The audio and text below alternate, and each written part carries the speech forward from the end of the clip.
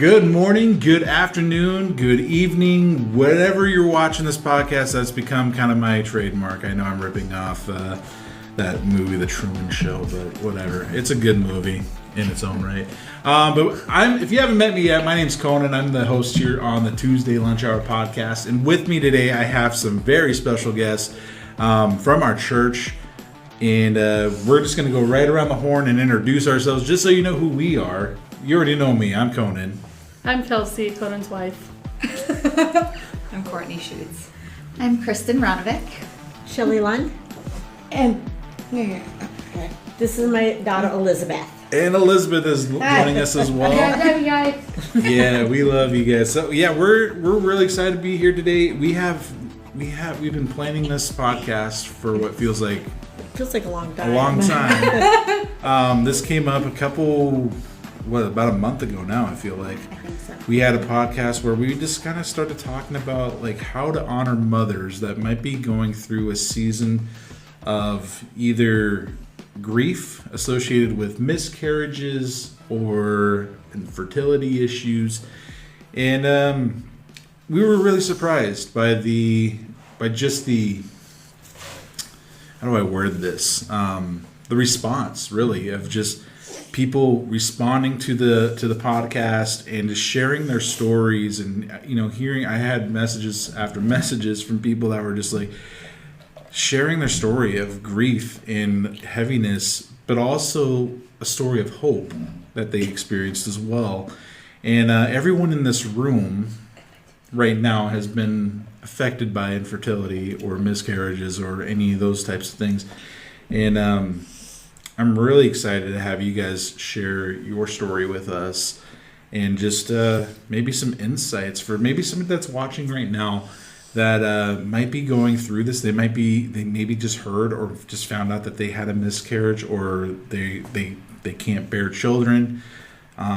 Just the other day I had a person comment on one of our posts that somebody that I've known for a long time, really, and she shared that she had experienced about 3.5 years of infertility before she got pregnant, and just realizing like, wow, I've known this person for like 20 plus years and I never knew that, and it goes to show you like this is a topic that just doesn't get talked about nearly enough.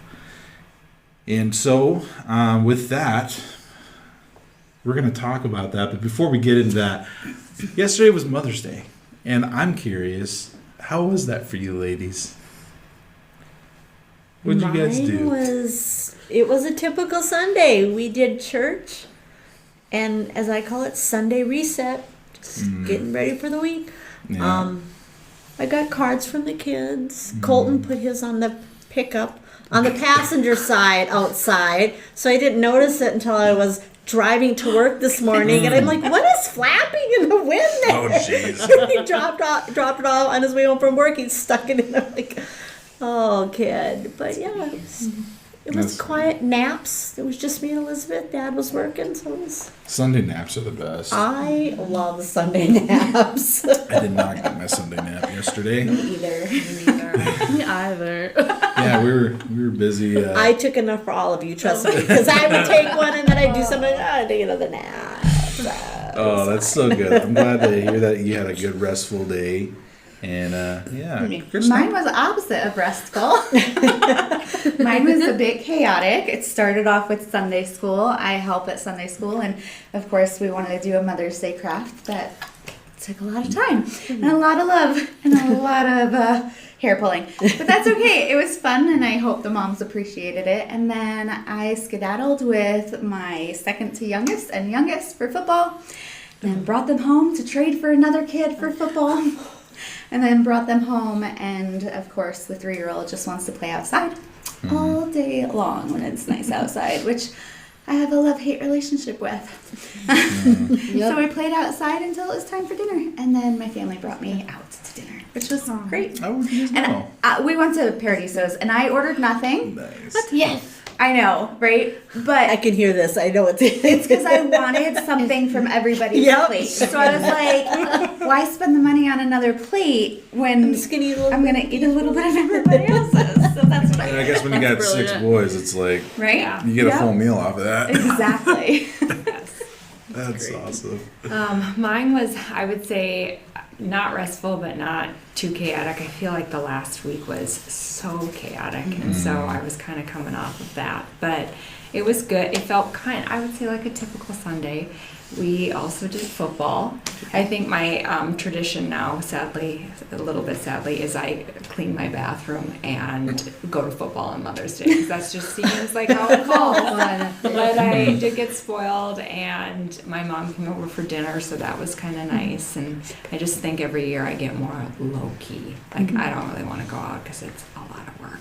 But It does seem like a lot of work, doesn't it? yeah, but it was good.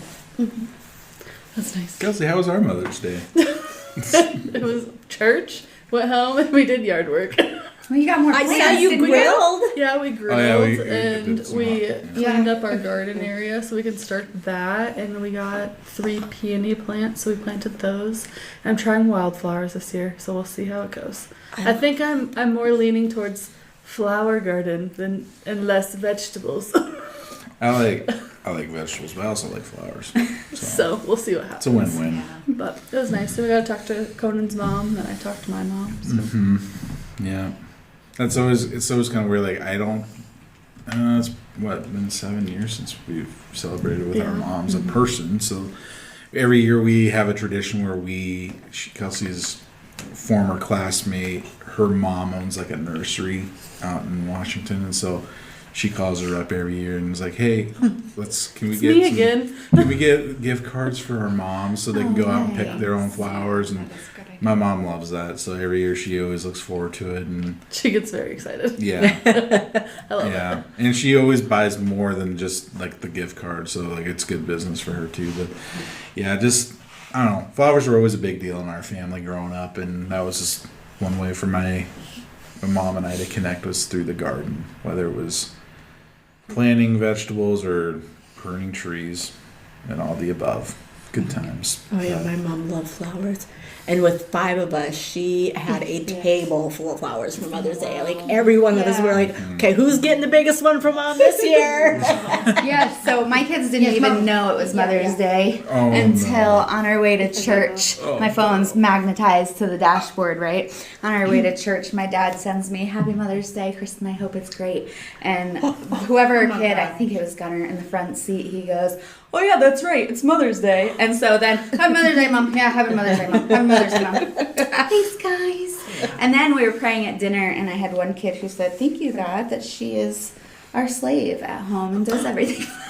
Was that was that Hawkins? No, it was also Gunnar. Oh my gosh. Sorry, Gunnar. Love you. Wow. Roasting you today. That was your nickname, right? Well, Cinderella. It's not my nickname. It's my name. Cinderella. Yeah. Oh my gosh. Oh, well, if you're watching, I hope you guys had a wonderful Mother's Day. Let us know how you celebrated down in the comments below. And in fact, if you're tuning in and you're, if you feel led, we would love it if you would like, share, and just subscribe to the podcast wherever you're watching, whether it's on YouTube, Facebook, or on our app. We have it on our mobile app, which if you haven't downloaded the mobile app yet, you guys should totally do it because it's pretty sweet. Not to like toot my own horn. I have downloaded it. And Have you downloaded it? No. I do have it. And I have my notification set up. So when live stream starts, you get like a notification. It's like VLC live stream. Yeah, you can stay. Nice. And like another shameless plug here for the app. It's a great way to stay connected to all things Victory, not just Sunday mornings, but throughout the week. So whether you're involved in a Bible study or wanting to get involved in a Bible study, there's something for you there. But enough advertisement here. Let's get to the real meat and potatoes of our conversation here today. And before I do that, I would just like to pray one more time, if that's okay. I know we prayed before we hit the record button here, but just think it's important just to kind of recenter ourselves here. So, Father God, we just thank you just for the wonderful gift that mothers are. Thinking of my mom right now, and just man, what a blessing moms are.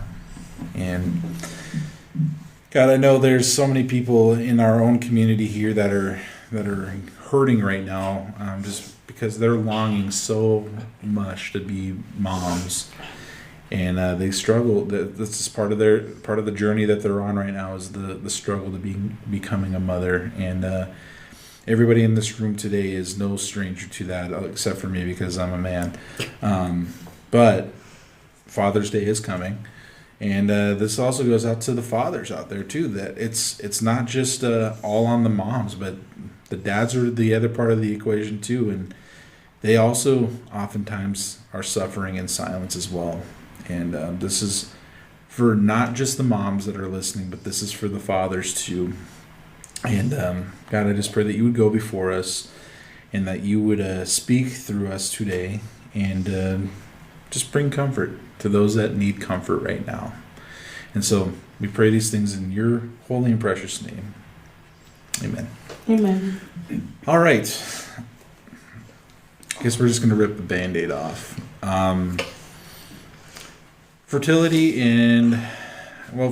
issues are probably a common denominator for all of us here at this table. Wouldn't that be fair to assume? No. No? Mm-mm. Not at all? No, actually,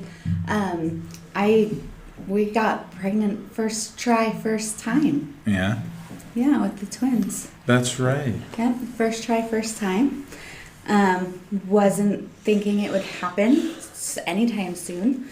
Like it wasn't something you were looking for. But... Oh no, we were ready. Okay. You know, I was teaching, and I wanted to time it perfectly so that I would have the longest maternity leave, and so then right before summer. Basically, and we were like, you know what, forget it. Who cares? It's never gonna happen. I think most women have that fear before they even decide they want to start trying for a family. I might be wrong, but I know I always had that fear. I had a really bad periods, menstrual cycles. I had I had ovarian cysts burst a lot. I was on birth control from 16 until right before we decided we wanted to start a family because of horrible periods. And there's so much different information of, like, if you're on birth control for an extended amount of time, you won't be able to get pregnant. Other people saying you will be able to get pregnant. And so John and I had just decided, you know what, let's get off birth control. It's going to take forever. They said it could take like up to a year because I've been on it for Like it has to get out of your system. Right. You know, you don't know, I guess. Right. Yeah. But, and we were like, let's just start trying. And first time, I didn't even know how long like my cycle was, and I'm counting, thinking I need to start knowing this so that I can keep track and get pregnant. And I'm at like day 32, and I go, wait, I think that might be a little long. I don't know if isn't this supposed to be like 26 or 28 days before it, you know, from period to period? And I bought a test, and I was pregnant with 2. So, and then before we even left the hospital, I told John I wanted another one. I was ready, and he thought I was insane, which, you know, kind of am. Wait, like you had twins, and And she wanted another one right away. Let's go for it. Like, Why not? when we get home tonight, let's We went for ice cream literally the next day, and we were sitting on a bench, and I said, I want another one. And he goes, Kristin, they like don't even fit in their car seats. What are you talking about? You want another one? And when we started trying for the next, that took about 6 to 9 months, and I went to my doctor, and I was like, what the heck? It's like, am I having infertility after the fact? She goes, Kristin, you had twins. You are nursing twins. Your body can't are handle not this. going to have a problem getting pregnant. Just give it a year, and like 3 months later, we were pregnant with Leif. Wow. And so every time I started thinking I was ready for another one, I got pregnant. And I begged for number 5, and John said no. And I was begging apparently when I was already pregnant, and we didn't know. And that was Oscar. And John said, I'm not going to be a good father if we keep going right now. We were in seminary. Well, he was in seminary. We had just had another one, and he goes, I can't have another. And I don't know if you want me to keep going with the rest of my story, if you want me to pause No, and just get keep into going. it. This is good. Okay. And so after we had Oscar, he was like, I can't. And so I said, okay. So was that just the fear of like, oh my gosh, we're like spread so thin? A little How bit can of I that. love a child well if I have to love 5 of them equally, kind of thing? Or Maybe a little bit of that, but John really does not have fears, do not fear, right? Yeah. But with each delivery I've had, he has become more and more scared that something would happen to me, fearful that something would happen to me. Okay. And so we were at a point where each one was a little scary in their own way. And he was just like, I can't. Seminary, I can't have that fear of thinking something's going to happen. And yeah, we are spread thin. So that was child number 5. That was, right? yeah. Well, that was before child number 5. So Before Oscar's child number number- 5. okay. But I was already pregnant. But that was right? like, okay, so Yeah. you're already pregnant with Yeah. Hawkins. Oscar. Oscar now. Yeah. Okay. And so he was like, he completed almost our family. I was very happy, and I said, I want another one. And he said, Of course. no. and I needed to respect that a bit. But I said to him that we're going to have another. And he goes, that's awfully deceitful of you. And I said, well, no, I'm not planning it. But in my heart, I truly feel that we're going to have another. And it's going to be when I finally am like, okay, I'm okay. This is okay. I know I could love more. I know we could have more, but I am okay. Our family is wonderful. And then 4 years later, we found out I was pregnant. We did not plan, did not know, did not, and Just that happened. it just happened. Yeah. Yep. And that was the first time John didn't go with me to my first appointment. And that was when we found out that there was no heartbeat. So infertility, no. I've been able to get pregnant lots. And Yeah. obviously have a good handful of babies. Yeah, and they're great kids. We love those guys. They are great. Yeah. So, but then, yeah. But so no infertility, but now we get to the miscarriage. Yeah. Yeah. Do you want to unpack that a little bit? Sure.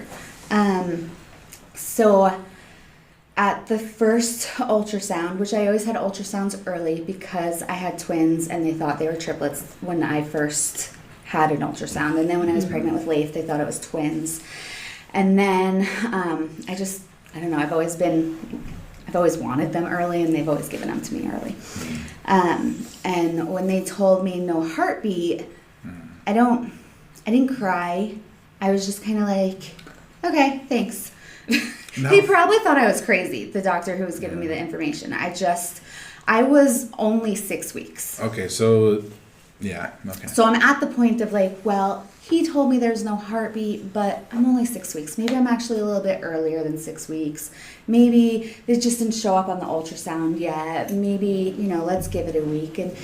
And he said I will probably miscarry, that week or the next week. And I did not. So I went back to my doctor and we did another ultrasound and the fetal pole had not grown at all. So still no heartbeat and no growth. So now I'm at like 8-9 weeks and they are telling me that there will be no baby.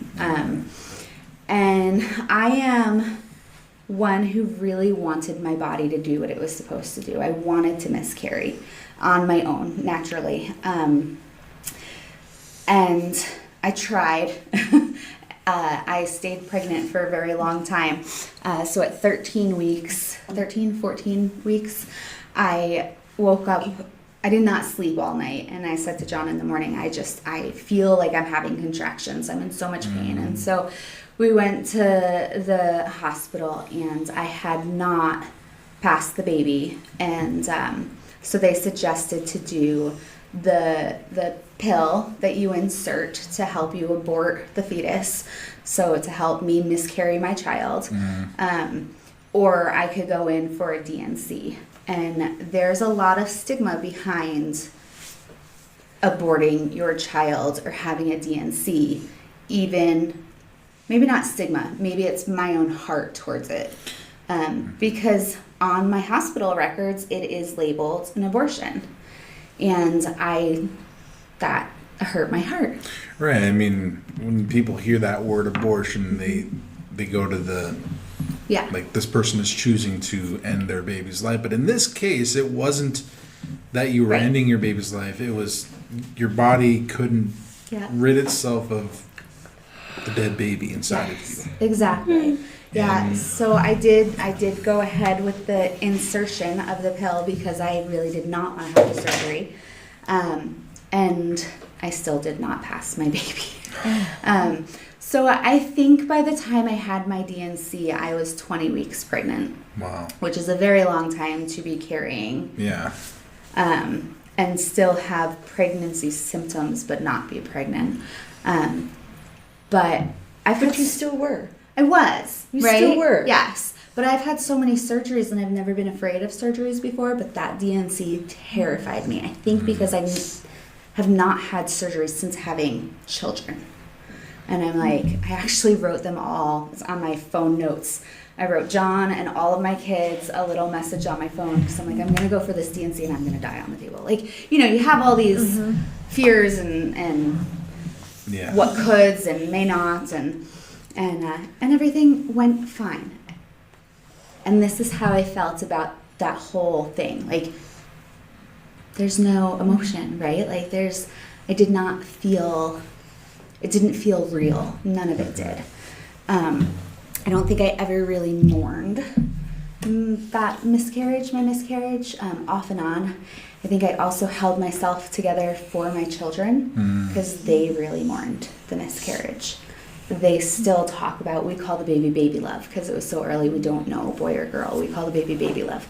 And they still talk about the baby that would have been their sibling. Yeah. Is their sibling, but heavenly sibling.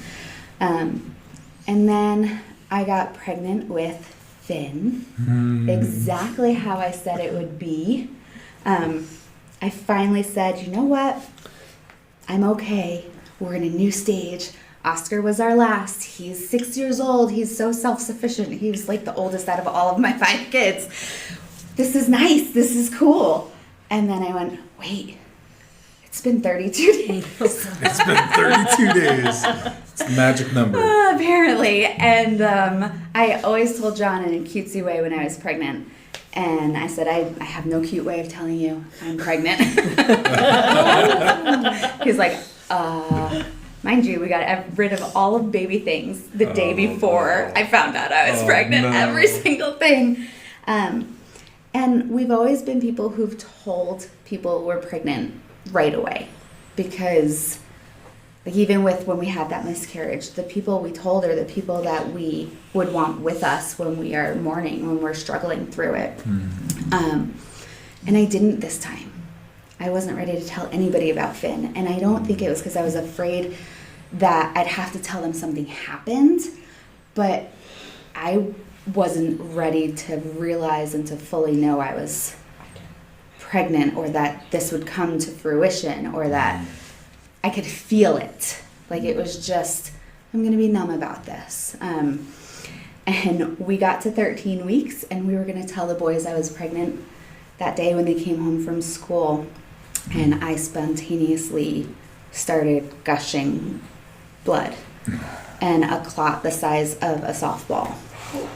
And this is when I feel like, I think because Baby Love's miscarriage was so drawn out, that there was no real in my face, this just happened to you, that when it happened, when I was pregnant with Finn, I broke.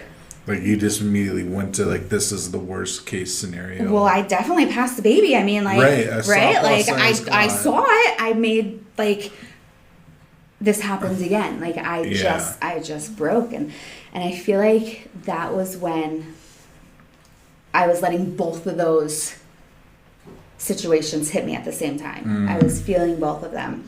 And John's like, well, we need to call your doctor. I said, what are they going to do? I just lost the baby. They can't do anything. And then we slept for the day. Well, I slept for the day because I was bawling and, sleeping, and he was just holding me. And then I called my doctor after my nap, and she was like, well, you have to come in. We have to make sure everything's okay. We have to know everything. And I go in, and they do an ultrasound, and the ultrasound tech just starts crying. And she's like, there is a perfect baby in here. There is no sign of a loss. It's the size that it is supposed to be. Heartbeat is perfect, shape, size, everything is perfect. And she's just crying because she had seen me my whole pregnancy, and she knew about the last one. And apparently it's not super common, but not totally uncommon. I just passed a giant blood clot. Like, what the heck? It might have been your way of God saying, you need to mourn that baby. Could be. And I had a really hard time mourning because I had 5 beautiful kids. And I knew people that haven't been able to get pregnant. How can I mourn for this baby when they haven't gotten their baby? And that's not, they're all lost, right? They're all lost. But that is how I think my toughness took it. Like, what are you complaining about? You have 5 perfect kids. They're great. They're annoying. They're lovely. And so I don't disagree with that at all. Yeah. I wish I could have been happy when I was pregnant. I was terrified every time. I had a miscarriage before me and Darren got married. Then we got pregnant with Gracie, and we found Darren had made me go to the doctor. Because he's like, there's got to be something wrong. You've had 3 miscarriages. Yeah. So we went in, and we found out that, as soon as I get pregnant, my blood just gets like cornstarch. Wow. And it cuts off all the supply to the baby. Yeah. So that's how, we started taking shots. Like, I was black and blue from my stomach, my legs, everywhere, because I had to do 2 shots a day. And we got to 24 weeks. I was in the truck with Darren. We just spun to him like he was going somewhere, and he was going to Minneapolis or something. So I'm like, let's just go with. And I had gone to the bathroom, like, what was that? Not realizing, because I had never gotten as far as that far. I didn't know that I had passed my mucus plug. And we were on our way home. I'm like, I'm laying in the sleeper. I'm like, Darren, I can't do this. No, we didn't go to Minneapolis. We had gone down south because we were in Sioux Falls. We were on our way back, and I'm like, he's like, you need to call your doctor. So he gets on the phone, and Dr. Muse is like, you need to get to this nearest hospital, like immediately. So we got up to Fargo, and they took me in, and I had the world's worst doctor. He'd come in, he's like, well, you're gonna lose the baby. He delivered this beautiful 24-week-old, 1 pound, 1 ounce baby girl. Handed her to me and said, see ya, and walked out the door. For 45 minutes, we held her. We held her until the pastor came in and baptized her. And my mom was there, my sisters were there, and her name was Gracie. And she passed away. I went back to work immediately. That's how I dealt with it. And I think for Father's Day, I think you need to bring the men in for their perspective on this. Yeah. Like, you really do. Because, Darren was lost. He's like, okay, she's going back to work. I mean, what do I do? Get in the so truck he got in the truck, and he dealt with it separately. We didn't deal with it together like we should have. Yeah. Then, okay, we figured out it was my cervix gave out with Gracie, so we're okay, We know you can get pregnant. It's a little harder for you, but we know you can. Next year I got pregnant again, and I remember I'd got an ultrasound, and my mom was working up at the Democratic headquarters, and I come up there, I'm like, Mom, I need to call Darren. She's like, what? I'm like, it's twins. I was pregnant with twins. So Dr. Muse we went in, We sewed my cervix up at the bottom because that was gonna get the pregnancy. So now we're taking 2 shots a day. We're sewing up, so we're good to go. 16 weeks, I started bleeding. So Darren was out at Cavendish loading French fries. So I called him like, you need to come back. And I think my brother went out and got him and brought him in. I think that's what they did. We got to the hospital, and sure enough, I was losing the baby, so they ambulanced me to Fargo. And for 2 weeks, I laid with my head down and my feet up. Was Chance and Hope were their names. And her little feet were just dangling out. Hope was 6 ounces and Chance was 8 ounces. Hey. For 2 weeks we laid like that, and it was, we had some comical moments in there. Because when you can't get out of bed and move, your body makes some lovely sounds and some lovely smells. And the nurse came in one day and she's like, hands this can to there, and she's like, here you go. We had our own personal air freshener in there because it was pretty bad. It was pretty bad. We had great nurses. We had bad nurses. We had a nurse that was so rough with me because I couldn't wipe myself. She had to wipe me, and it hurt. And the next time I'm there, I need you to do this. And he's like, okay. So he did. My husband was great. He was right there with me the whole time. He took care of all that stuff Talk for about me. living out that covenant. Yep. And sickness and in health. then he came in after it was for 2 weeks. He come into the room and he's like, your blood doctor is out there and he's talking about one of his patients needs to deliver, that they can't let it go any longer because this woman is going to get sepsis and all that good stuff. And he's like, it's you, I know it is. And sure enough, he came in and he's like, we need to deliver. And sure enough, we did. And I said, I don't want to see him. I don't want to do this again. Yeah. And he's like, that's your choice. And I did hold them. Because I them at babies. So we're like, okay. And and it was hard because I watched my sisters both got pregnant at the same time and they're having kids. I'm like, what is wrong with me? Why does God hate me that he won't let me have a baby? Something I want so bad. So I had gone in the truck with Darren. This is, we would ride. I would ride with him all the time. And we were talking to him like, Darren, I can't do this anymore. I can't mentally do this anymore. So I had called to make an appointment to have my tubes tied because I'm like, I'm done. I'm not putting myself through this. I'm not putting my family through it because my mom had to live through this, my sisters. And so I called and I made the appointment, and next morning come up to the truck and Darren opened a bag of Funyuns and I puked all over the truck. Oh, no. And he's like, no. I'm like, I don't know. So we stopped in Sioux Falls, like it's the magic town, I guess, and went to Walmart, and sure enough, here I was. So I go to Dr. Muse, and I have the utmost respect for this man. I came in, he's like, Shelly, I can't do this. I can't do this with you. He goes, I don't want to watch you lose another baby. He goes, I want you to go to the best doctor that you can possibly go to.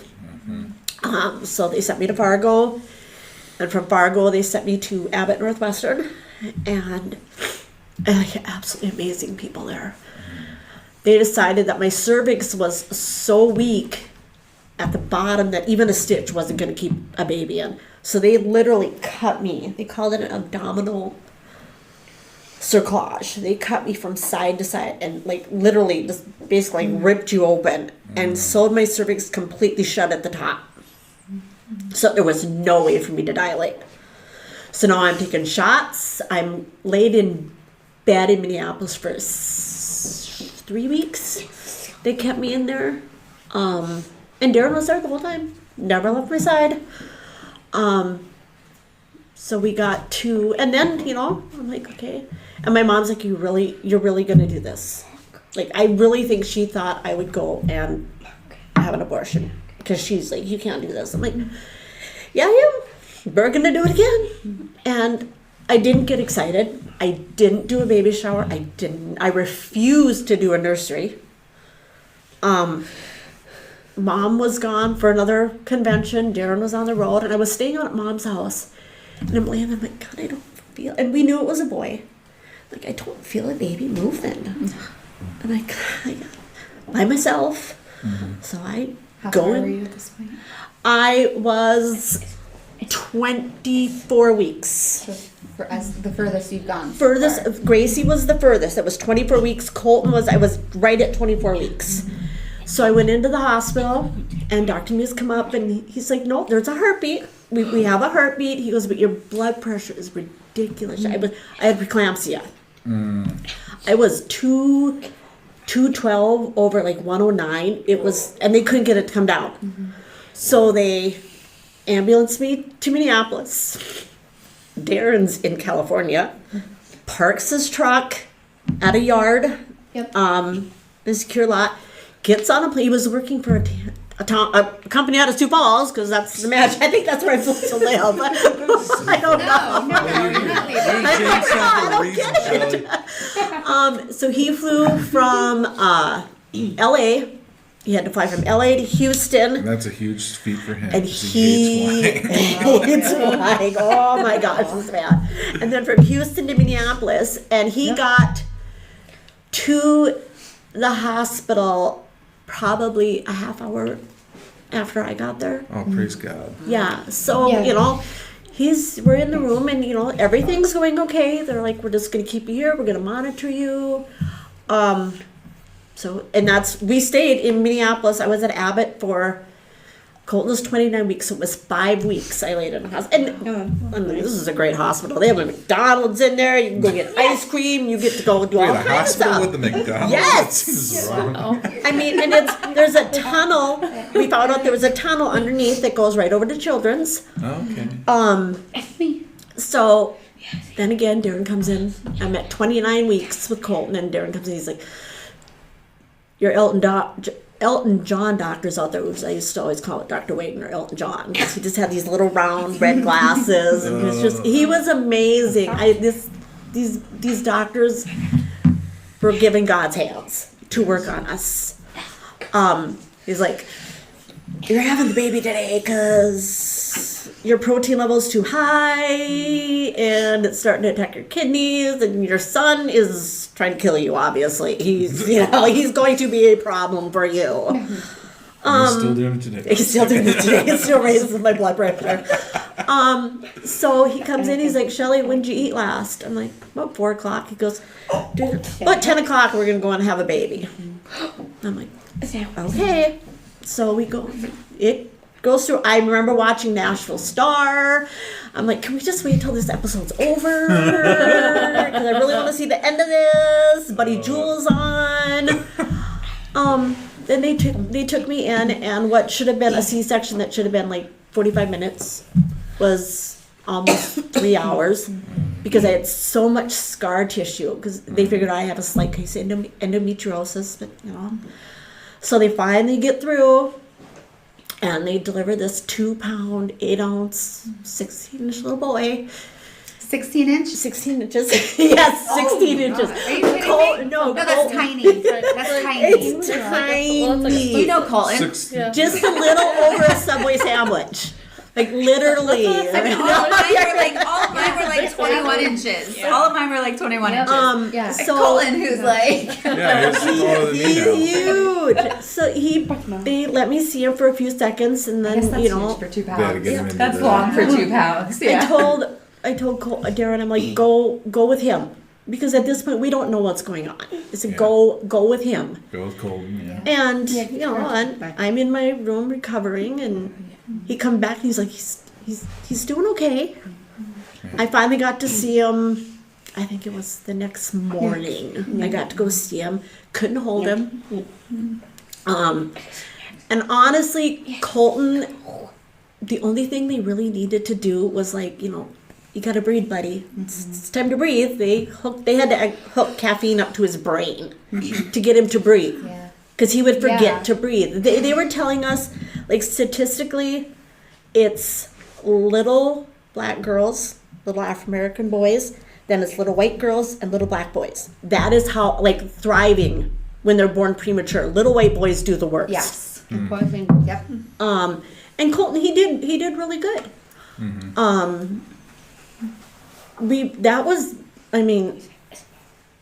Then we only stayed there till, like, I think we stayed with Colton 2.5 months. Actually came home about 2 weeks before his due date. I'm laying in bed. I'm like, Darren, what are we gonna do? Where are we gonna stay? They're gonna kick me out of the hospital. What are we gonna do? I don't know anybody in the cities. We're gonna sleep in the car. And they have a Ronald McDonald House. I don't know if anybody's ever heard of Ronald McDonald House, but like that is something that people need to help. Like just different things. We stayed at the Ronald McDonald House with Colton. Had a room. They fed you, and I knew every back road from Ronald McDonald House to Children's Hospital because like I don't drive in the cities. I hate it. So we took Colton home at a whopping 4.5 pounds. Wow. Like big boy. Oh, cool. Yeah, he's And not 4 pounds anymore. no, he's not. I don't know if anybody's ever seen my son. He's like 6'4" and about 240 pounds. He's a big boy. God. And then I'm like, okay, I'm a mom. Now I can say I have a baby. I'm good. I'm okay if I never have another kid. They did not, and Dr. Wagner did tell me, he goes, we did not take your stitch out, Shelly, because I didn't want you to go in to menopause, because the way it was, he goes, we could have done that. And he goes, the chances of you getting pregnant again are, slim to none.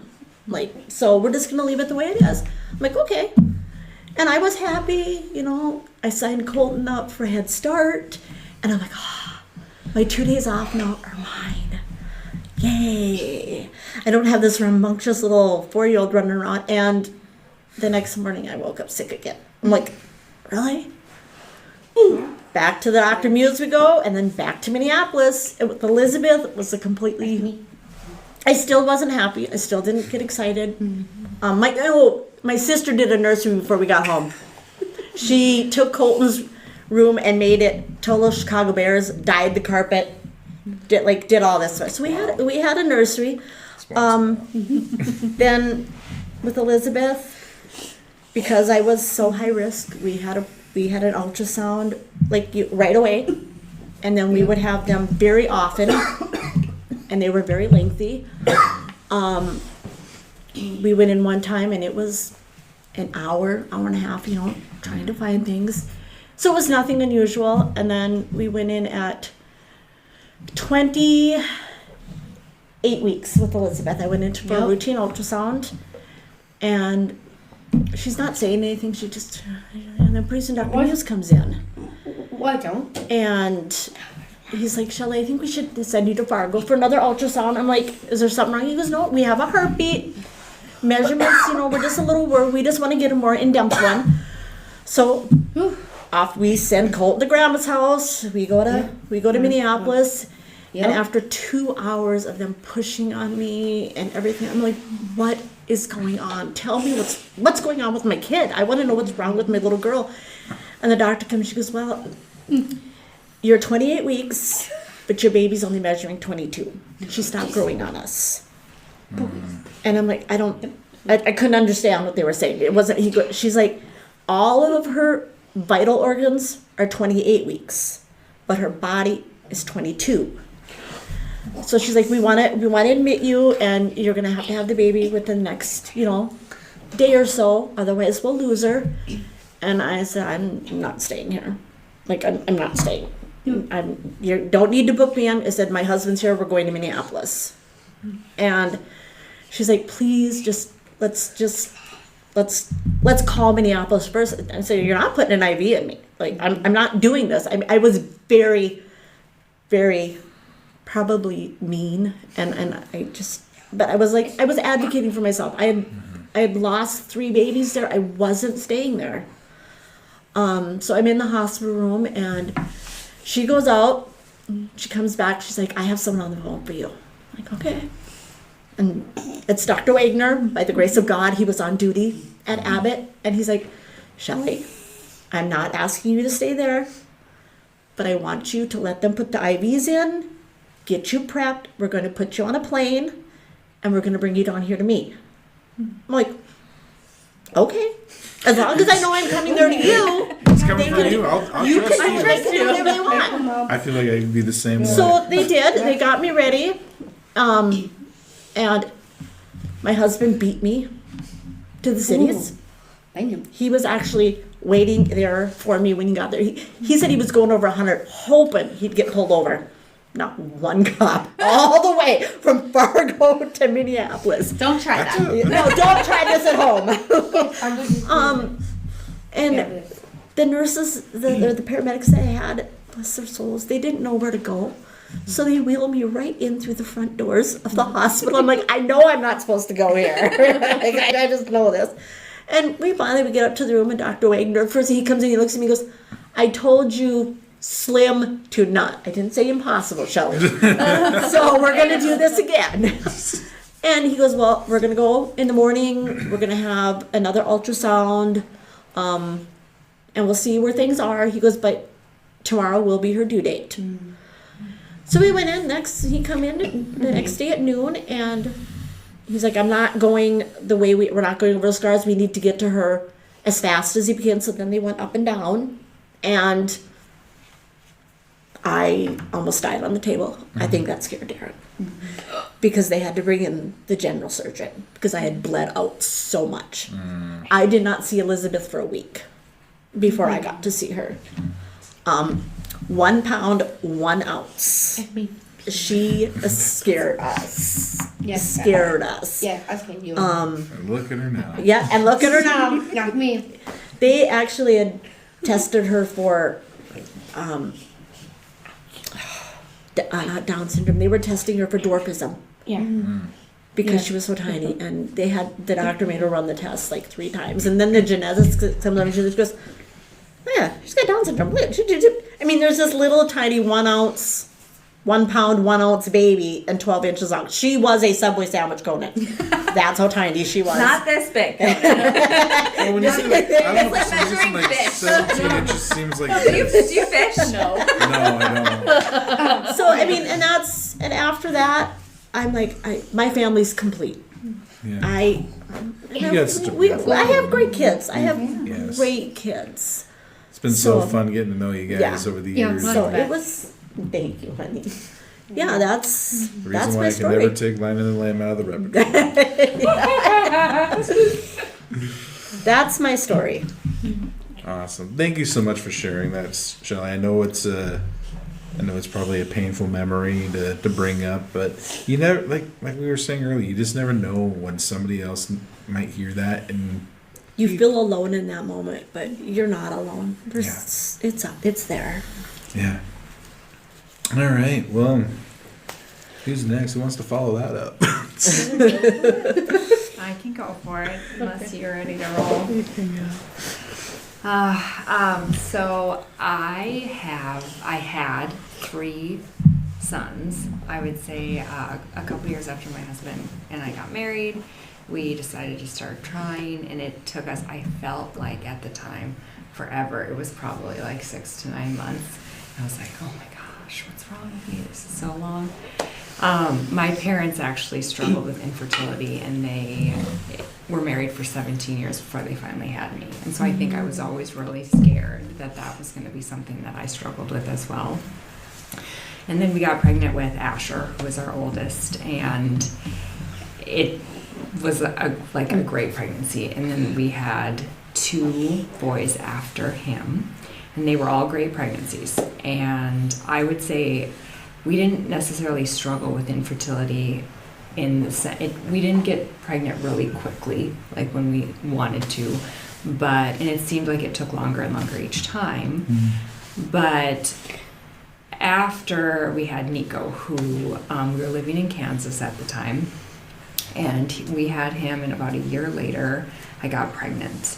And we were excited. I think I was a little nervous because like they were so close together, and I was like, oh, we're gonna do some more kids. But we found out she was a girl, which felt really special, and my husband really wanted a girl. And then so rumblings of COVID were kind of coming out. And at the time it felt like something that it was like over there. It wasn't really our problem yet. Like I think it was kind of spreading to the US at this point. You guys were still in Kansas at that point, right? Yeah. 'Cause you guys just moved here not too long after COVID, I think, right? Yeah, I think That's right. 2021 I think is when we moved. Yeah. And so I was, I think, 14 weeks pregnant, and I got sick. Like I got a fever, and I felt it was the sickest that I have ever been. I had like a high fever and this terrible cough that wouldn't go away. And so I went in, and they're like, "No, you don't have the flu. We don't know what it is," because they didn't think it was wasn't COVID yet. Yeah. And I probably didn't have any tests really. We for probably it didn't yet. even have COVID because a high fever was not COVID. Well, But- I think it was the cough that Yeah. made me feel like, oh, this is, because it was the worst cough. Yeah, And that so was bad. I was like, I went into the ER one night because I was convinced I had pneumonia, and then I ended up going to urgent care. Like they just didn't know what to do for me. And so finally, like I would say after 4 to 6 weeks, I felt a lot better. And at this point, I was 19 weeks like along, and I went in for my normal like 20-week ultrasound, and there was no heartbeat. And I was shocked. Like I think after 3 pregnancies, you just kind of take for granted that it's going to be fine. Yeah, it's not going to happen. Yeah, it's not going to happen because I've done this before, and I was in shock, I think, for a long time. But it was actually my husband's birthday, and I went in alone because I just was like, it's gonna be a normal, not that big a deal, like, you know.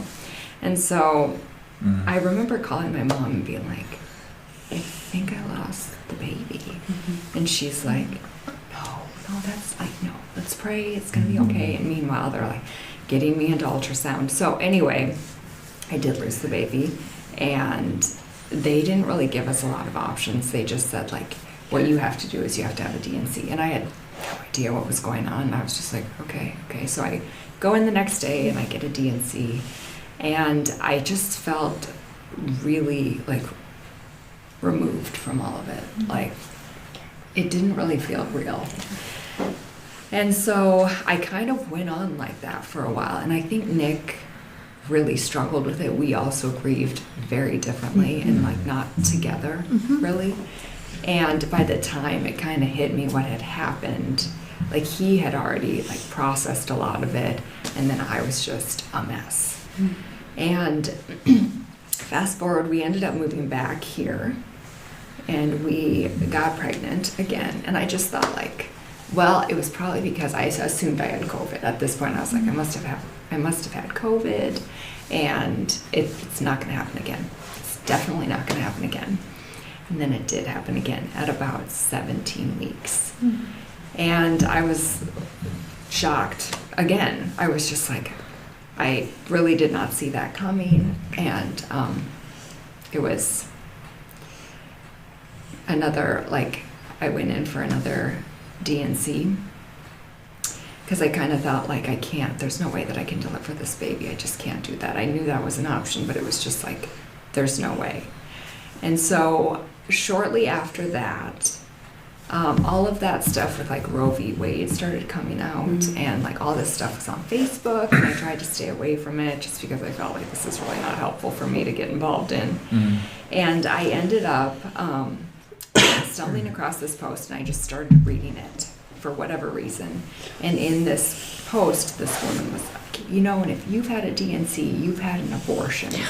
And it really like kind of rocked my world, and I just felt so much like guilt and shame, even though I knew that I didn't actually technically have an abortion, or I mean technically I guess, but not how, I don't know, how do you phrase that even? Not technically? Not technically. Not technically. I'm going with not technically. Not technically. So it was rough. Like, they were both really rough. I mean, right? Like, if you continue to stay pregnant and you weren't able to pass on your own, like I couldn't, Then you could sepsis, die. die. Like, Yeah. there's, I mean, this is why. You're not ending a life, Exactly. right? Right. Yeah. So, Right. And Yeah. so I got in the mail, like probably within a month, like our insurance, like medical stuff, and it said on there, abortive procedure. And it was just like, again, like, because at that point I had made some peace with it and I was moving forward.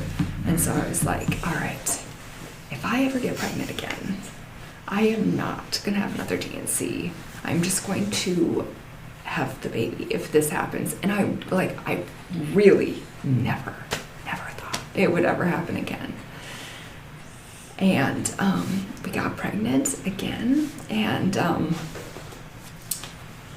it was like we were monitored really, really closely. Everything's really, really good. We went in on, I really didn't think I was going to be the one to cry. I was like, I feel fine. And then I'm like, okay. Your story was very touching. And so anyway, we went in on a Friday for an ultrasound, and I was just like sick because I thought, oh my gosh, this is it. scared to go in for This is a it. scared to go in for your Yes, ultrasound. Like, yes. you can't be happy. No, I was, I know. And so we go in and everything's perfect. And I was like, okay, now I can finally like breathe this big sigh of relief, and it's going to be great. So then the following Wednesday, I went in, and my doctor was awesome. My doctor and her nurse were just incredible. And so they would let me like message in on my chart and say, can I come in just for like a heartbeat check? And they would get me in that day. And so I was doing that often, probably like once a week. And so anyway, I messaged my doctor's nurse and I said, can I come in? And so I was on the table and she couldn't find a heartbeat. And I was just like, okay. And we went up and got an ultrasound, and he was gone. And so I was like, I would like to deliver this baby. And so I went in the next day, and I labored for crying on the internet. it's okay. We all do it. We probably will too. I went in and labored for 30 hours, and we finally had him. And he was about 4 pounds, and he was just, like, he was beautiful. And you're just, I don't know, like, you just feel like, I know that I'm going to be okay, but I don't really know how I'm going to get through this. And I think you go in, like, I felt like I went into that hospital and like I kind of came out a different person, and there was no way that I would ever be able to really go back. It was a transformative experience, to say the least. But I think that one was so much harder because with the DNCs, you're just kind of disconnected in a way where, like, you go in and you feel pregnant, and then you go out and you still feel pregnant, and then like over time you slowly accept that you're no longer going to have this baby, which is another like different kind of hard. But I think I just was like forced to grieve, which I think in a lot of ways was a good thing. And so I ended up we went on a family vacation because it was kind of around Christmas, so this was probably a month later. And I was like, I'm gonna heal from this. Like, I'm gonna figure out how to actually heal, because I felt like I hadn't healed from the last two, and there was just other junk that I had just kind of like pushed down. I was like, I'm gonna figure out how to move forward with this and truly recover. And so I spent 2 years really doing that and like working on different things and trying to, and I like feel like that's a different story, and it's gonna add more time. So I really worked through a lot of that, and by God's grace, I think there was so much healing that took place. And I really got to a point where I was like, I have 3 beautiful boys. I am like, I'm okay. And we ended up getting pregnant again, and I was like, I don't think I accepted that we were gonna have a baby until like the Friday before we were due to have that baby on Monday. And but we found out like, we assumed that I have a clotting disorder. So I was also on shots just once a day, but throughout that whole pregnancy, and we sustained that pregnancy. And we now have a 3-month-old baby who is pretty great. So Yeah, it's been pretty fun to see you guys walking in with Finn that. adores him. he is like, I don't know, I just feel like that healing was, we had him, and it just felt like my heart really did heal in a lot of ways. And I was too scared to expect that. But my husband as well, who was the whole time he's like, it's gonna be great, it's gonna be fine. And I was like, why am I such a basket case? And I was going in for like fetal movement checks like every I did week. that too with Ben. Normally at like 3 a.m. when I'd wake up and I'm like, can't feel it. So there was just a lot. But I finally was like, okay, I think this is gonna happen. And so we were due to have a C-section on Monday, like the Monday after the Super Bowl. So that Friday I finally kind of finished the nursery, which I put off up until like the last month. And Nick comes home from work and he's like, so this is really gonna happen. And I'm like, ooh. It's like, what? What? You didn't think this was gonna happen? He's like, I think we need to get a bigger vehicle. I was like, we should have maybe been talking about this. Why can I totally hear you say that, dude? Months ago. Now we need to get a new vehicle. You know what's funny? I think, maybe it's not funny, but I watched you in your pregnancy, and you did not look or seem like you were fearful of anything happening. You looked like you were enjoying your pregnancy. You looked like you were ready for this new baby. And I only had one miscarriage, right? And it's such an early stage too, which again, all loss is loss. I'm not, but I was terrified when I was pregnant with Finn. And then when I thought I miscarried Finn, right? Where like you said, when you birthed your last one, not Luca, that's when you felt, you mourned, right? And that's how you pointed out that's probably how I felt when I thought I miscarried. But after that, I basically put myself on bed rest, like my whole pregnancy with Finn. Like, my doctor said I didn't need to be, but I put myself there. I disconnected from everything. I feel like I disconnected from my kids. I feel like I became a totally different mom. I was always a very hands-on, do everything for mom. Let's be real. And then after I had Finn, I still stayed in that funk. We talked about this a little bit. I still stayed in that funk. He also was a horrible, horrible baby. He literally cried 24/7 unless he was being held. And even then, he was crying 24/7. And I feel like now looking back, like I see Luca and I see like you're doing daily things, and I'm like, I hermited myself. I hermited Finn. The boys would come into my bed after they got home from school to see me and Finn, because we never left my bed. Like, I can blame it on him being a horrible, difficult baby. But at the same time, I don't think until he hit like 2.5 did I really be like, you know what? It is okay. Like, we're okay, and even if we weren't, it is okay to join the world again. Yeah. Like, I felt like, and so watching you, I'm like, oh, I miss those months. I missed that time with that itty bitty baby because we just sheltered. So I'm so glad to see, even if you're not feeling it.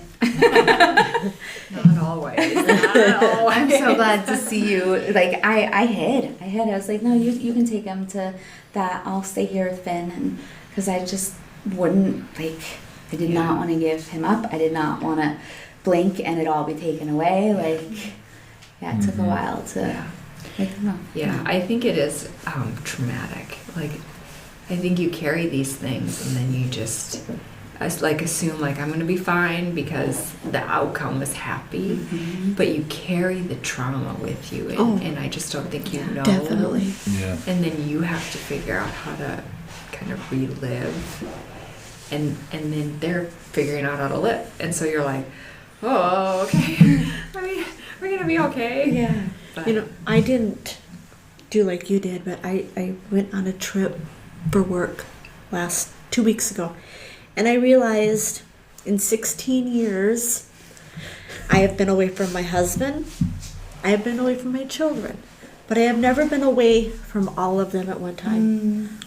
For the first time, I was in this motel room with no husband and no kids. I'm like, You're like, it's quiet. what do I do? And I told my boss, I'm like, she's like, you need to get out more. I'm like, I think so. Go get yourself a steak dinner somewhere. I didn't know what to do. Look at that manicure. Oh my God. Watch whatever show you want. We went to a Twins game, and I had one glass of wine, and I fell asleep. That is how I spent my first night that from my sounds like children good forever. That's good. Yeah. I love it. Yeah. Well, thank you for sharing your stories here, you guys. I know this hasn't been an easy conversation, but it's just been so good to hear how God has brought you through all these things, and here you guys are on the other side of it. And I think we should have one more. And here you are in the middle of it. Yeah. Think So of it. Kelsey can share, because I don't know if I want to share, because I'll probably start crying. I'm gonna be crying. It's okay. So I'll then probably- Conan's gonna be crying. And then we're all gonna cry. All It'll be gonna fine. cry. It'll Yeah, be fine. yeah. I'll let my wife do I'm the talking, fine. because you guys hear me talk enough. I so. love that we're all sharing. Like, I absolutely love this. I was very open and very,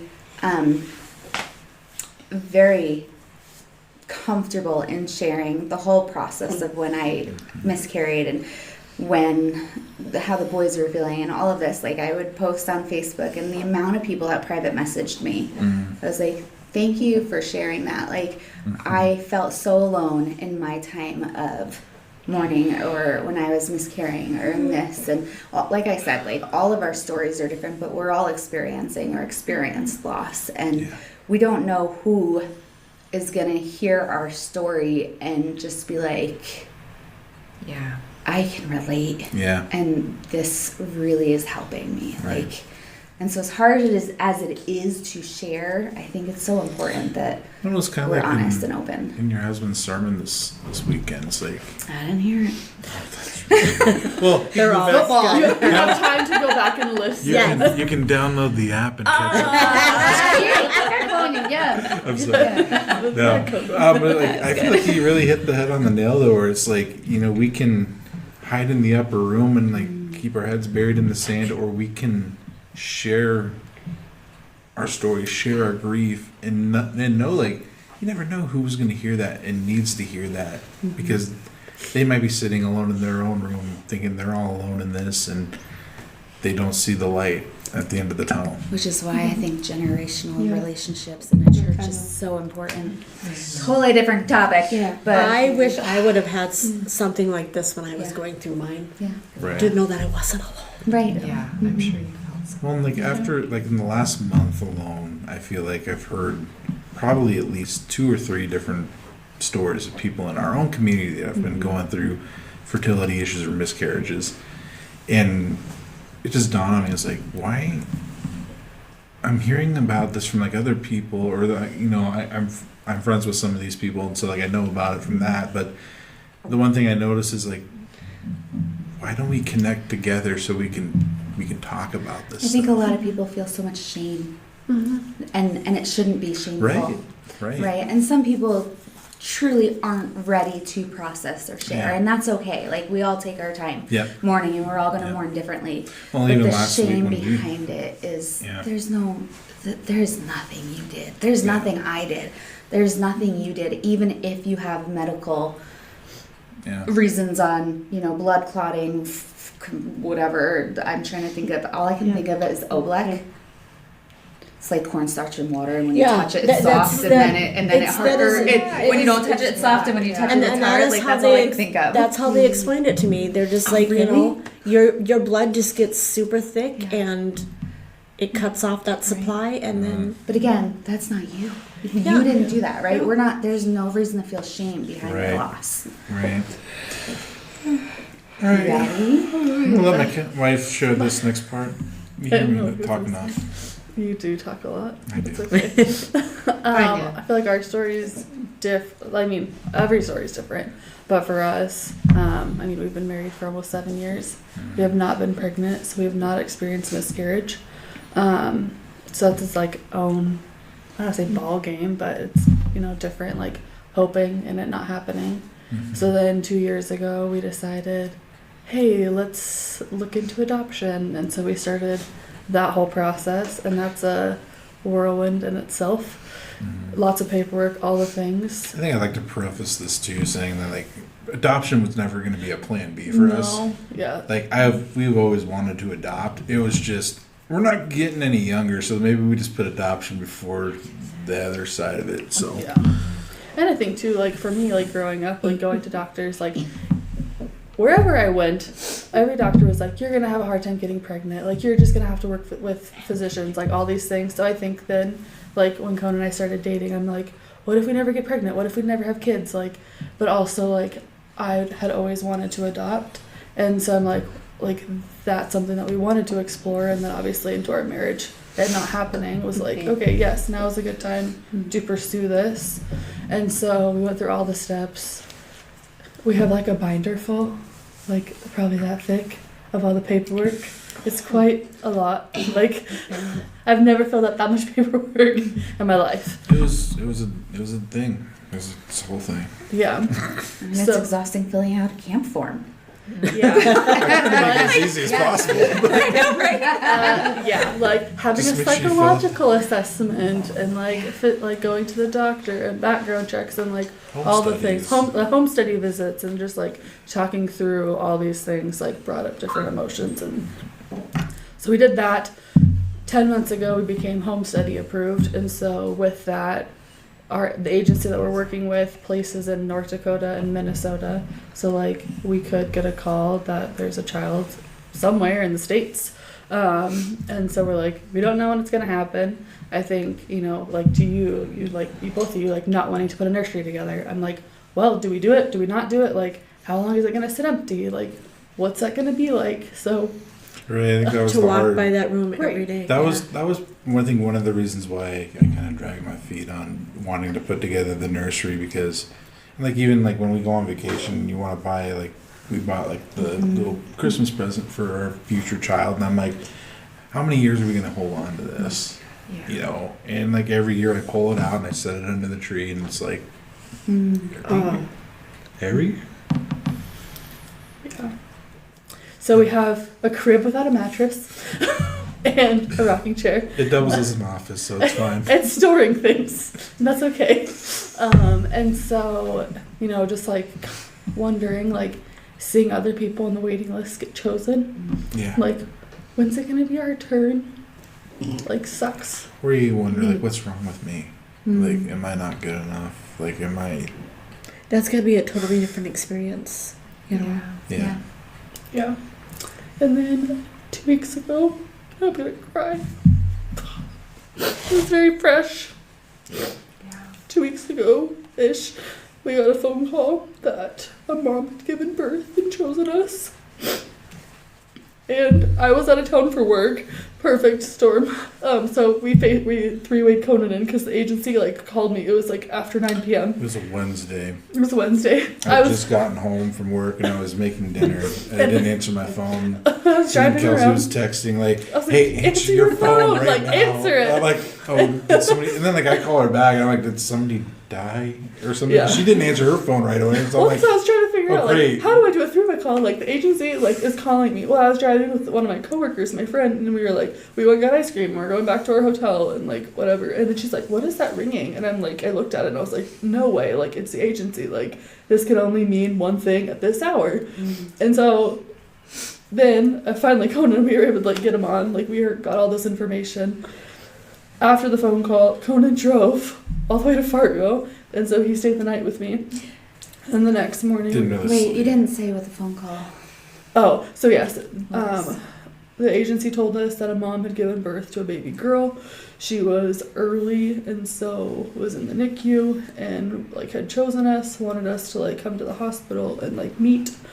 And so that's when Conan drove to Fargo. I called Kristin crying because I was like, well, I wanted to tell Kristin anyways, but then I'm like, can you go let our dog out? Well, it was a state of such like, oh my gosh, like we're experiencing the highest high ever. Like finally, after all this time, we're getting placement, and It's a whirlwind. it is. Yeah. And it was like I was in a state of shock. I'm like, who do I talk to? I need to call somebody. So I tried calling Pastor Sean. I was like, hey, I'm not going to be at the staff meeting tomorrow, and so I should probably at least let my boss know I'm not going to be at work. He didn't answer, so then I was like, crap, who do I got? I'll call Faye, and she answered, and I'm like, I should probably let John know, but at this point he already knew. Kelsey on speakerphone. My whole house And then he just texted And me. like He's like, sobbing, trying to get words out. so he just texted me, and I figured, I'll just, he knows, so I'm good there. But yeah, just like driving to Fargo in a state of shock, like, ooh, what do I do? Who do I need to call?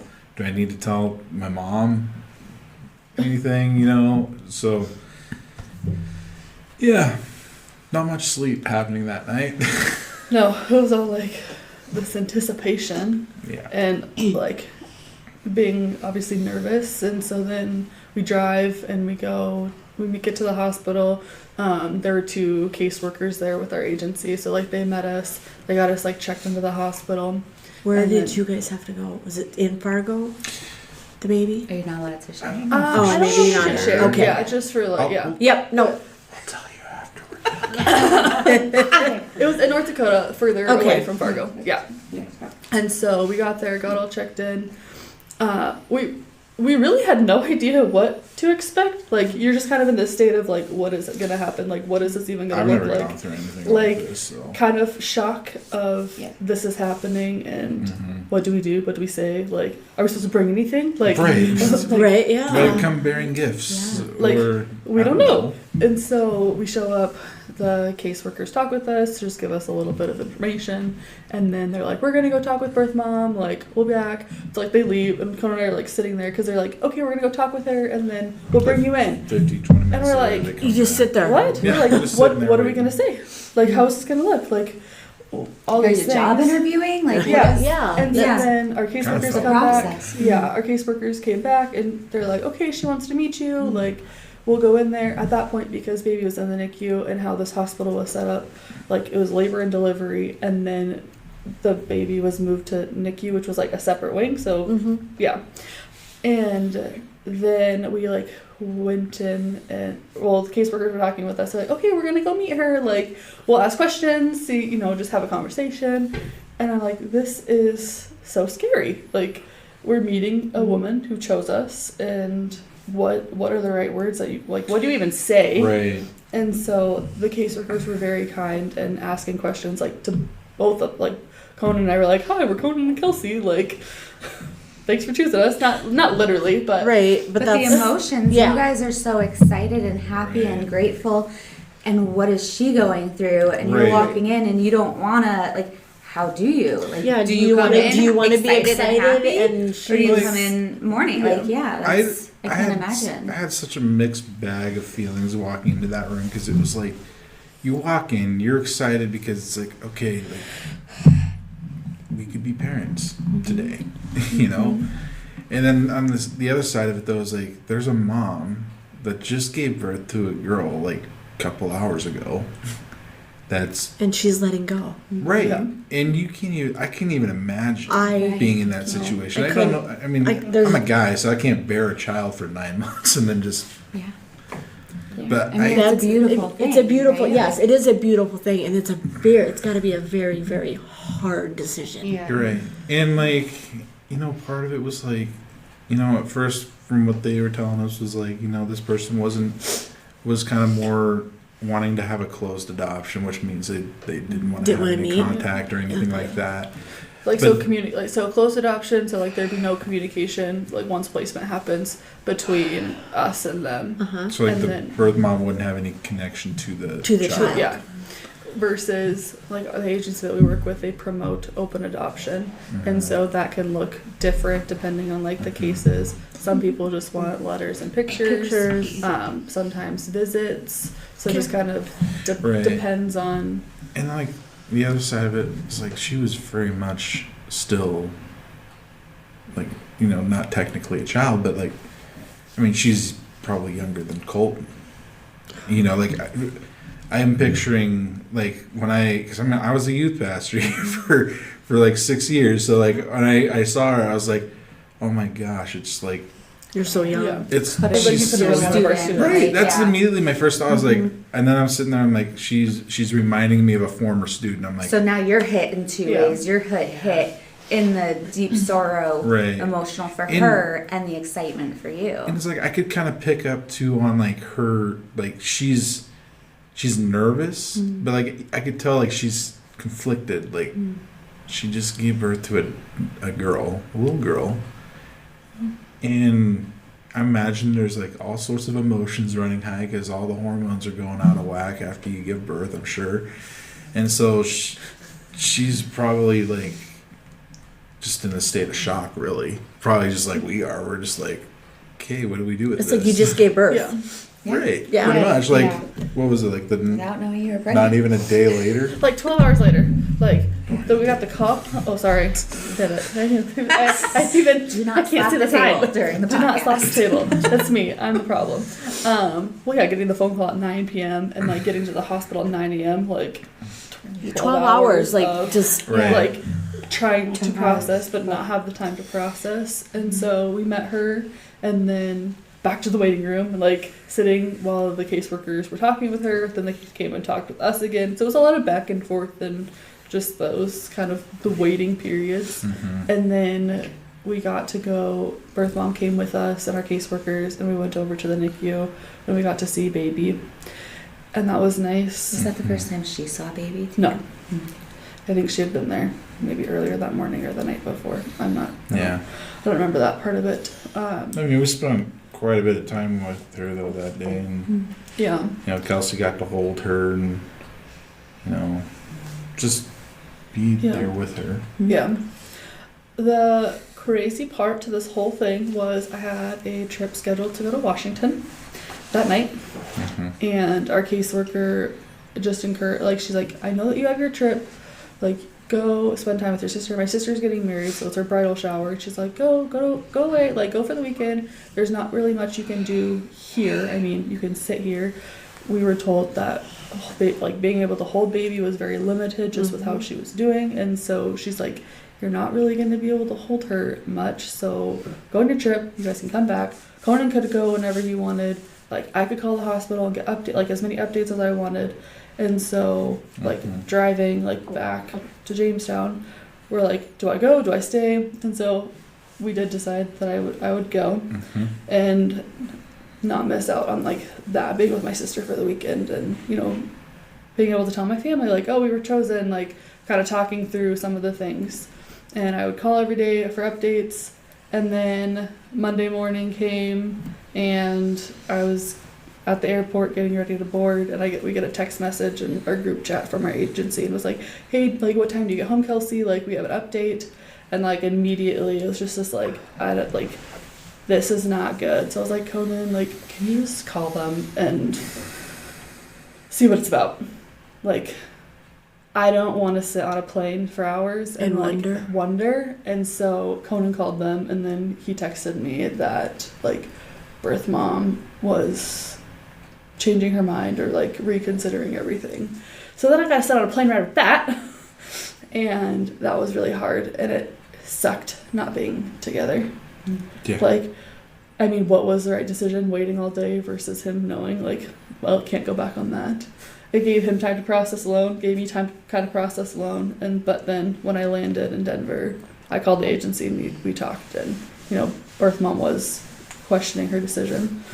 And so just like going through that whole thing of like, we just found out we were chosen, and now she's like 4 or 5 days later. changing her mind.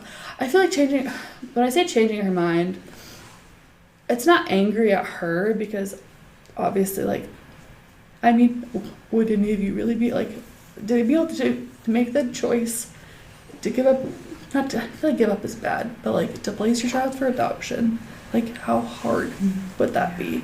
So like, then feeling her pain or imagining what that's like, of course I wouldn't want her to go through that. But then for us, I'm like, that sucks, like, to get our hopes up so high for it to be crushed in the way that it was. Yeah. It was hard. Yeah. I think we're still, huh? It sucks. Yeah. Oh. So that was like, It's like still, it's a death of a dream for you. I mean, that's essentially what it was. Like, I don't know, I can't speak for Kelsey, but like for me, it was like, you know, we're trying to come up with names, and it's like you're thinking of all these names, and then the thought hits you like, oh, what is this child going to be like in 18 years? What are they going to turn? Who are they going to turn into? What is God going to do with these kids?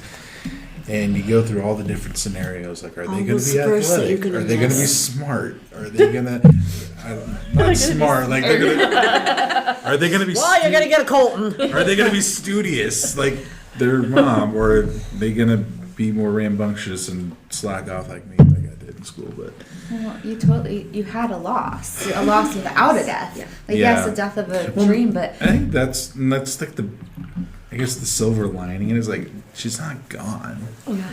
You know, the mom's choosing to parent, which is awesome. Yeah.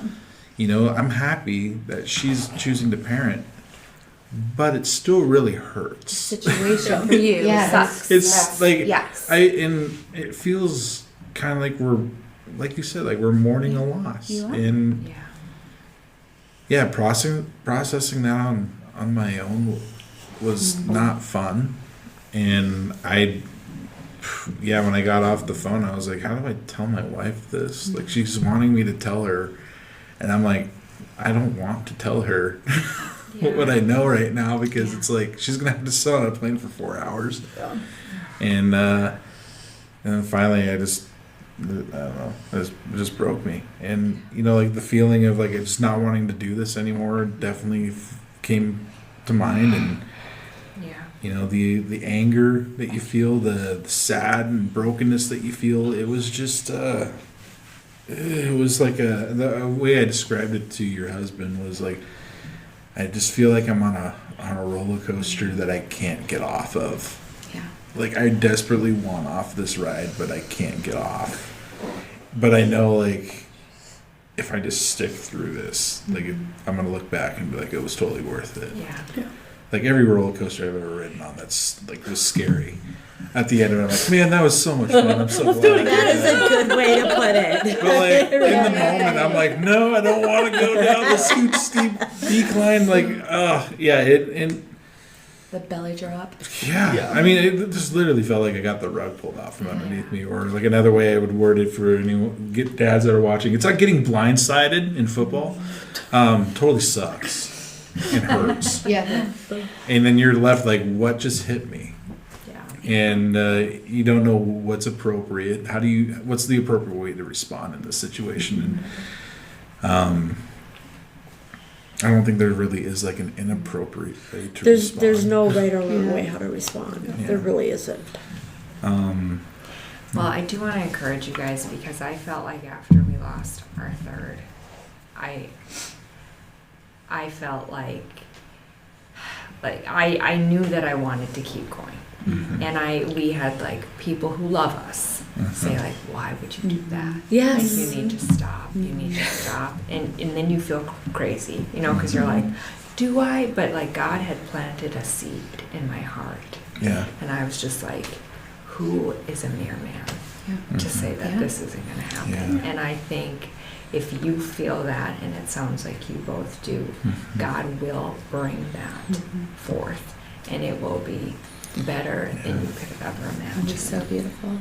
Yeah, and I just feel like God's presence has just been really just enveloping us through this whole season. We took a couple days last week to kind of just be together, I think, in that moment. Didn't really know how to process it, so we just hunkered down for like a day or two in our house and just Played in the dirt. Yeah, played in the dirt. Flowers. But you know, like, just I don't know. Grief is a weird thing. It is so weird. It is a weird thing, and people ask me like, I mean, how do you equate this? I'm like, I mean, I remember when my dad died, I didn't feel the pain that I felt with this.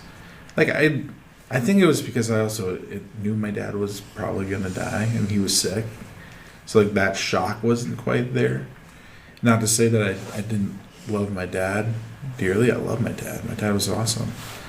But it was like I didn't realize how much I would love a complete stranger's child. When I that whole thing just hit me like a ton of bricks on Monday, where it was like it finally hit me. I was like, I'm not getting this child, and I was like, that was my daughter. Yeah. For 4 days. Yeah. And it doesn't help, and I know I said it to you, and it doesn't help at all, but the fact that this baby girl maybe would have never been prayed for ever in her life, right? Right. And you had a small army praying for her for 4 days, and for who knows how long now, Right. like, this is your daughter. She's not your daughter, but she's your daughter forever because of the love you feel for her, right? And now you took the hit. Yeah. Right, but she's been loved on now by strangers. But in the same breath, though, too, like Shelly, like hearing your story and how you got to that point too, where it's like, why? What's the point of doing this over and over again and putting ourselves through it? Yet you put yourself through it. Now you have two beautiful kids, one sitting right next to you. And like you said, when people said you should stop, like I got mad. Yeah. At my mom and dad. Like I was angry.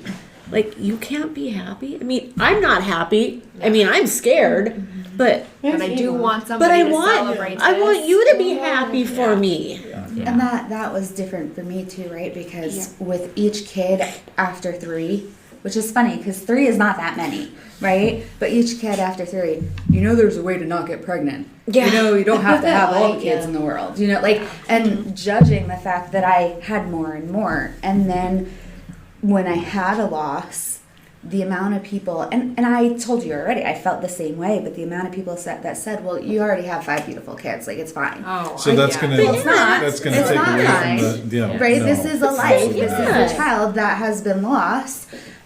People say some of the weirdest things. They do. And I know they don't I don't think they anything think bad when by they it. say it. They're trying to Yeah. love We've heard you, a lot of it. right? We've In heard a their lot of way. it last week, as I'm sure you guys all and we have. don't know what to say when you're going through loss, especially if we've never experienced that Right. kind of loss. Yeah.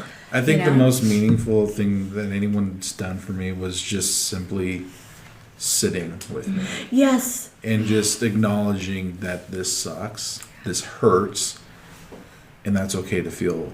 You don't What have you're to say feeling. anything. You just Right. just be there. Right, like Just be I there. think it was Monday after like 2 hours of sitting in my chair, just like trying to process. I was like, I need to do something, so I went to the office to try to work. Bad choice. So I'm sitting in my office and I'm like on my computer and I'm like, what do I do? What do I do? And then I knew for sure, like, because every day I come in, like usually John will like walk over next door and he's like, hey, how's it going? And he like does his little check-in with me in the morning. He comes in, he's like, how are things going? And I couldn't even really look at him. I was just like, and then I just bad.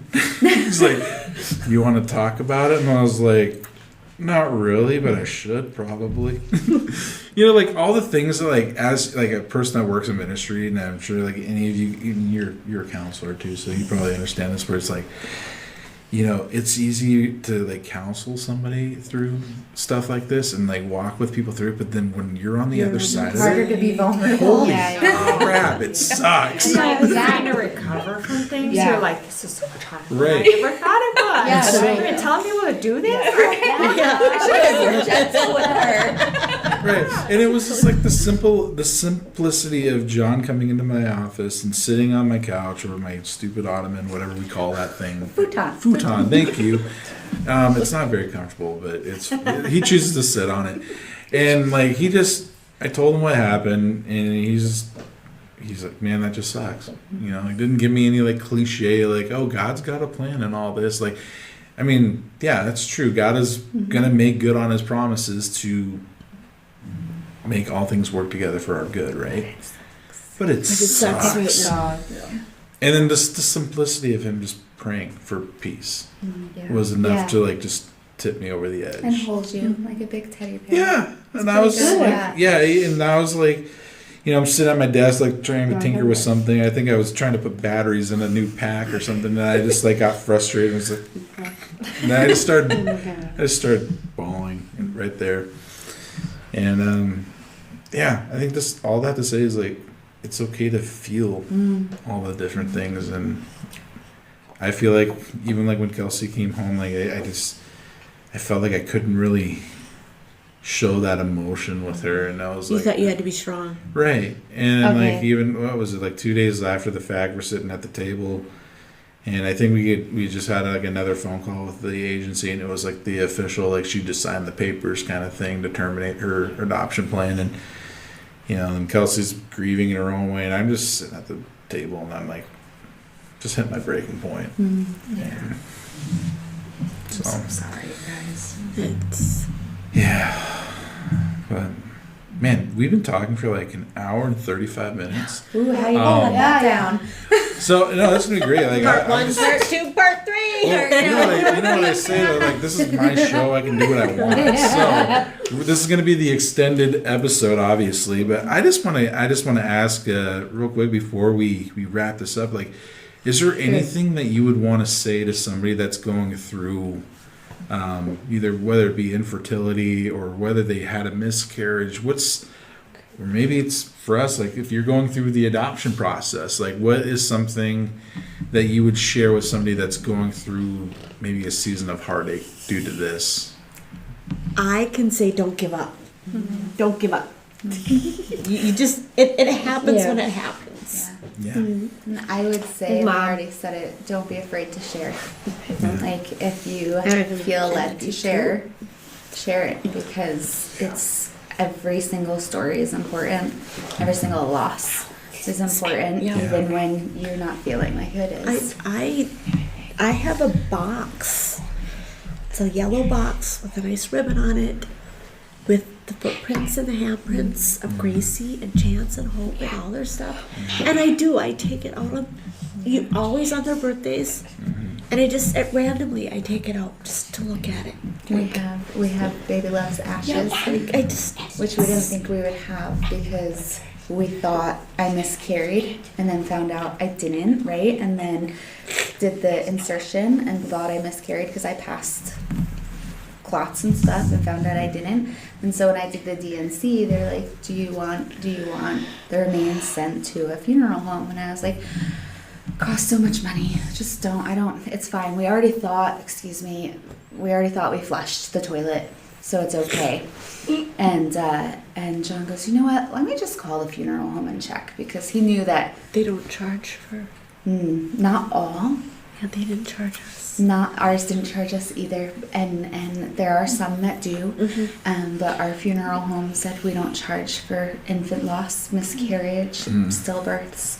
And so we have our little, I tried to get a pretty jar for the baby, and then I just fell in love.